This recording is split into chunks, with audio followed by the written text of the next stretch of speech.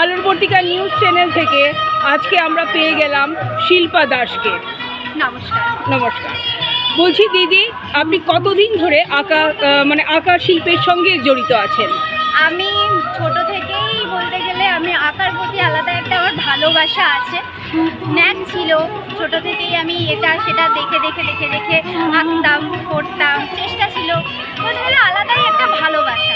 তো সেইখান থেকেই হঠাৎ করে একদিন স্যারের সান্নিধ্যে আসি এবং আমার পথ চলা শুরু হয়। এবং এখানে এসে আমার সত্যি অনেক কিছু আমি শিখেছি, অনেক অজানা কিছু আমি জেনেছি, আরও এখনও শিখছি এবং শিখে চলেছি। আবার একটা ছবি আমি করেছি।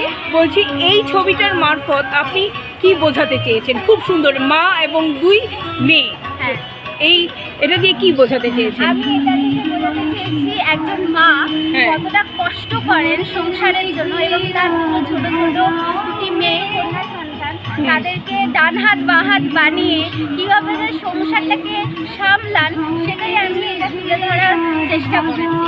অপূর্ব হয়েছে। এটার মধ্যে কি কি কালার ব্যবহার করেছেন দিদি? এটাতে জল রং করেছি, জল রঙের কালার করেছি, মানে ওয়াটার কালার করেছি, সম্পূর্ণটাই ওয়াটার কালার করেছি। আচ্ছা, খুব সুন্দর হয়েছে। এই একটাই ছবি রেখেছেন, আর কোনো ছবি নেই? হ্যাঁ, আরেকটা আমি করেছি থালায় গোপাল। হ্যাঁ, গোপাল দেখেছি। হ্যাঁ, তো আমি শ্রীকৃষ্ণের খুব ভক্ত বলতে পারেন, আমার বাড়িতেও গোপাল আছে, তো ওইখানটায় ওটাই একটা করার চেষ্টা করেছি। খুব সুন্দর হয়েছে, ওইটা আমার কাছে আছে ওই ছবিটা। আচ্ছা, খুব সুন্দর হয়েছে। এভাবেই এগিয়ে চলুন, আবারও আমাদের সঙ্গে কোনো না কোনো প্রদর্শনীতে দেখা হবে। অবশ্যই। ধন্যবাদ।